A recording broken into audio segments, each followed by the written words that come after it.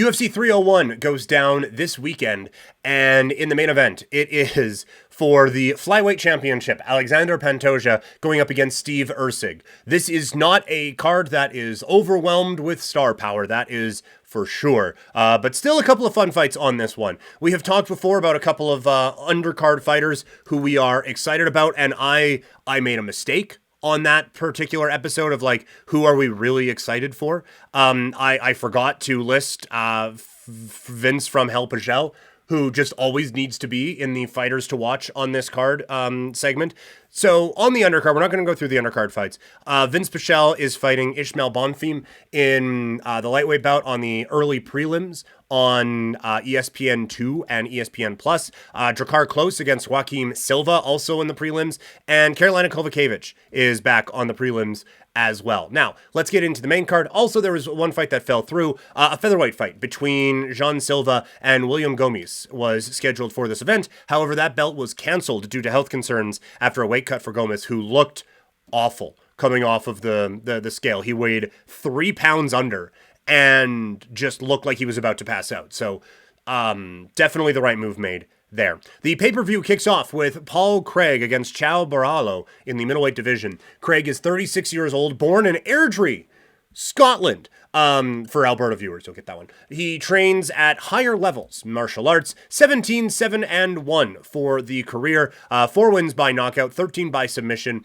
4 losses by knockout, 2 by submission, including his last fight against Brendan Allen at the Ultimate Fight Night in November of 2023. He has lost 3 of his last 4, finished in 2 of those. The losses coming against Allen, and then a couple pretty good fighters in there, in Johnny Walker and Volkan Ozdemir. He has wins over Nikita Krylov and Shogun Rua, along with Jamal Hill. 8 performance of the night bonuses is the second most in UFC history. I tend to not do performance bonuses as a stat, but that's lots. And like we said there, almost historic. He's been in the UFC since 2016, 9-7-1 in the promotion.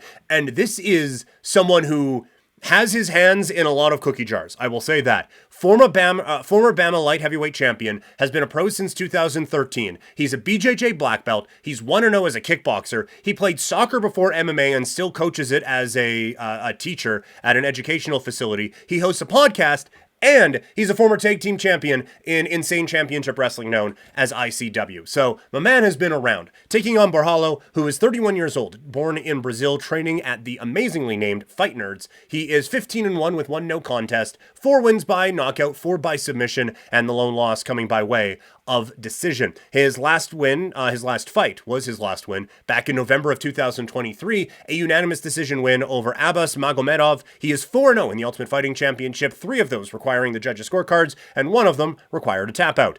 He had 2 fights on Dana White's Contender Series. He has fought at welterweight, middleweight, and light heavyweight. His loss came in his 2nd career bout. So that's a lot of winning that he has done. He was 1-1, then he lost, and now he's rattled off 14 wins in a row. The BJJ black belt and Muay Thai black belt has been a pro since 2014. I tend to favor Craig in this bout, just looking at the experience advantage that he has. This is not someone who is one of in the upper echelon anyway, with all due respect, in the Ultimate Fighting Championship right now. But this is still someone who has been through it and still someone who can really bring it. But he is plus 487 right now against Barallo. There is a lot of people excited about this kid. 15-1, 14 wins in a row, 4-0 in the UFC. He has been a buzzsaw.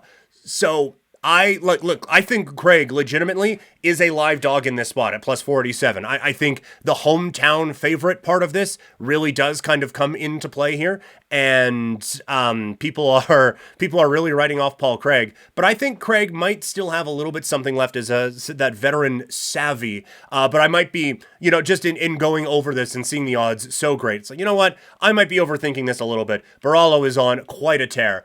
So the official prediction is going to be Barallo to win this one by decision. Do we have fight props in this one just yet. We don't have that.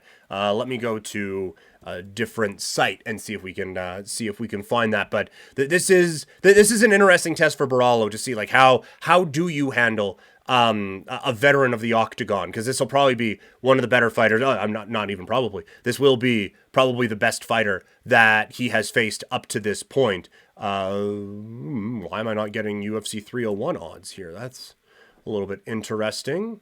Anyway, it doesn't look like it's going to work, so let's just move on here. But yeah, Barallo by decision is the way I'm going to go. I initial thought was favoring the underdog a little bit too much, but I do think that is an interesting underdog play at plus 47. Worth, as we say in these parts, a little sprinkle. Michel Pereira taking on Ihor Potieria. No way I said that right. In the middleweight division, Pereira is 30 years old, training in Brazil, or born in Brazil, training at Overcome Academy. 30-11 with 2 no contests in his career. 11 wins by knockout, 8 by submission. He has been stopped twice, once by knockout, once by submission. He has also lost by DQ.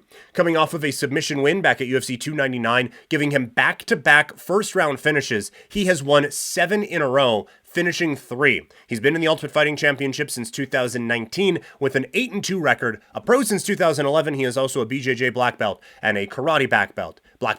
Taking on Potieria, who is 27 years old, born in Kiev, Ukraine, training at Standard Pro. 20-5 for the MMA career. 9 wins by knockout, 4 by submission, 4 lockout losses, and 1 decision loss. Coming off of a unanimous decision win back February 10th, 2024 at the Ultimate Fight Night card there. That was his first decision win since 2019. It ended a 2-fight losing streak where he was finished in both. He's 2-3 in the Ultimate Fighting Championship with a win over Shogun Rua in there. He is an alumni of the Dana White's Contender Series and a pro since 2015. The gambling odds on this one are rather long again, as Pereira is a minus 550 underdog. I think he gets the win here. I said before on the Fighters to Watch episode that we did, this is a fighter who has started to take things seriously. He came out with the dancing, came out with a lot of showy stuff, lost a couple fights in a row, has rededicated himself to the sport, I believe, and has come away with some big wins.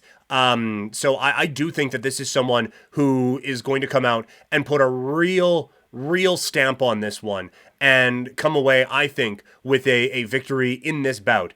And I think he probably gets a stoppage here. So I am liking Michel Pereira to win this one. The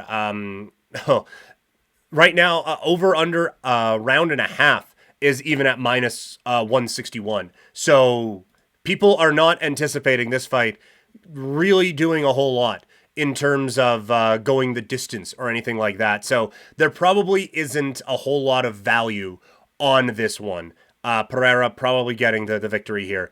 In some spots, even at minus 625. So Pereira gets a job done, and I think he gets it done by way of finish.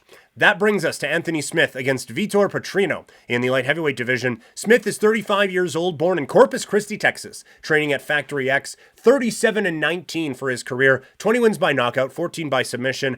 He has been stopped 15 times in his career, 11 by knockout, 4 by submission. He was knocked out in his last bout at an Ultimate Fight Night card last year against Khalil Roundtree. He's lost 3 of his last 4, 2 by knockout. He hasn't finished an opponent since 2011. The former title challenger to the UFC's light heavyweight championship is 5-5 since his loss to John Jones in that bout. He's been with the UFC since 2016. The analyst is 12-9 in 2 UFC stints. He's also fought in Bellator and Strikeforce and has been a pro since 2008. Taking on Petrino, 26 years old, born in Brazil, training at CM Systems. Perfect 11-0 record, 7 wins by knockout, 1 by submission. A unanimous decision victory in his last bout a couple of months ago against Tyson Pedro in an Ultimate Fight Night card. He is obviously undefeated in the UFC, 4 wins, 2 by decision, 2 finishes. He's been in the promotion since 2023, so already his 5th fight in just over a year. This will be his UFC pay-per-view debut. He is an alumni of Dana White's Contender Series and a pro since 2019. I like Anthony Smith. Just don't like him in this fight. I think he is here to be the WWE squash match type of a guy and the first big name on the mantle for Vitor Petrino. So that does not paint a very rosy picture here for Anthony Smith, who is, again, a sizable underdog in this fight at plus 440. Looking at different methods of victory or anything like that, You can get Petrino to win is minus 625. If you think it goes the distance, it's at plus 200. And like we said before, Petrino, he has 2 decisions and 2 finishes. So I'm not going to say it's a coin flip, but he has, this has the opportunity anyway to go to a decision. Petrino by decision is plus 240. So honestly, a little bit more value there. If you think that Petrino is going to win, but not necessarily put Smith away, plus 240 as the method of victory being a decision is probably the way to go. And I think a pretty smart play for this particular fight. That brings us to the co-main event of the evening. It is Jonathan Martinez taking on Jose Aldo in the bantamweight division. Martinez is 30 years old, born in Los Angeles, training at Factory X and MTZ Fight Club. 19-4 for his career, 9 wins by knockout, 2 by submission. He has been knocked out once in his career and has a disqualification loss on the resume as well. His last bout was a knockout win over Adrian Yanez back at the Ultimate Fight Night in 2023. He has won 6 in a row, 2 by TKO, both by leg kick. He has wins over Cub Swanson and Saeed Nurmagomedov in the UFC since 2018. He is 10-3, made his debut, for Canadian viewers, in New Brunswick. This will be his first pay-per-view fight since February 2020, before the pandemic, at UFC 247. He's been fighting in the Apex since 2021 and has been a pro since 2014. Jose Aldo, if you want more on this cat, we did a legacy look on him earlier this week. 37 years old, born in Brazil, training at Nova União. 31-8 for his MMA career, 17 wins by knockout, 1 by submission. He has lost 4 times by knockout, once by submission, and 3 times by decision, including UFC 278, his last bout in August of 2022, a decision loss to Merab Dvalishvili, which ended a 3-fight winning streak, all by decision. He hasn't knocked an opponent out since 2019, although a couple of years of that you can explain away as he wasn't fighting. He's 13-7 in the UFC, been in the promotion since 2011, 8-0 in the WEC. He is a Hall of Famer, a 2-time UFC featherweight champion who has the most successful title defenses in UFC featherweight history at 7. The former WEC featherweight champion was the youngest champion in WEC history and has been a pro since 2004. Aldo is a slight underdog in this bout.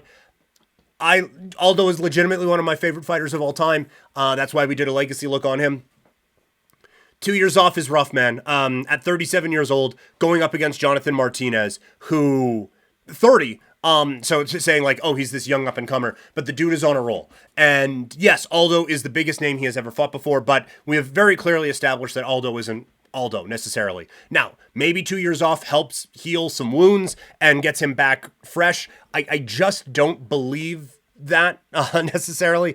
So I do think that this one goes the way of Jonathan Martinez, who is minus 141 to take this one by to take this one on just no method of victory given. Sorry.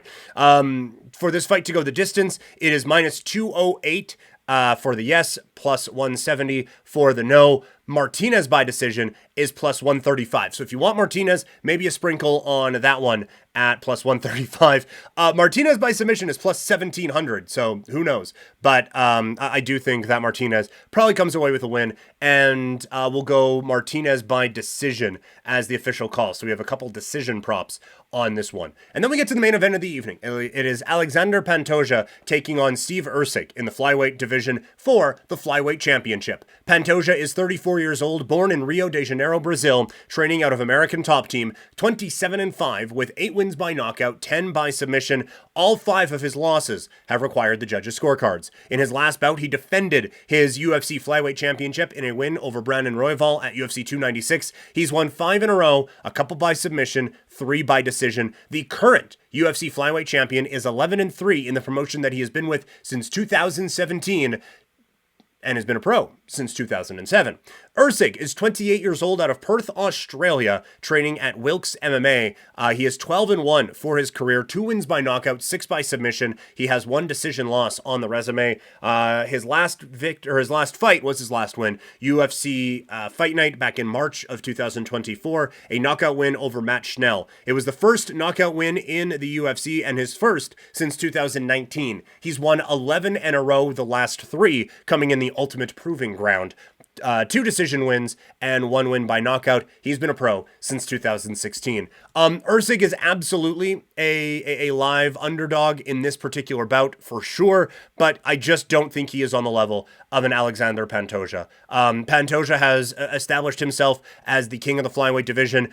Usyk could get there someday, but I just don't think he is good enough to beat Pantoja in this particular realm. The grappling exchanges, I think, will be really, really interesting between these two, but I think Pantoja gets the better of it on the feet. So I say Pantoja comes away with the victory in this bout.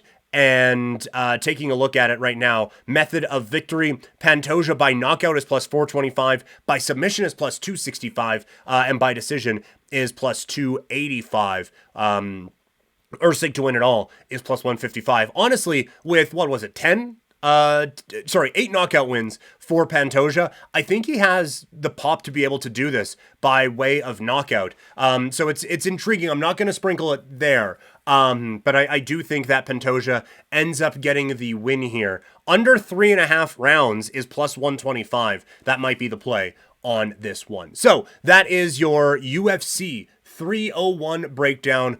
This is not pay-per-view worthy, in my opinion, and I look forward to 302. Let's just say that.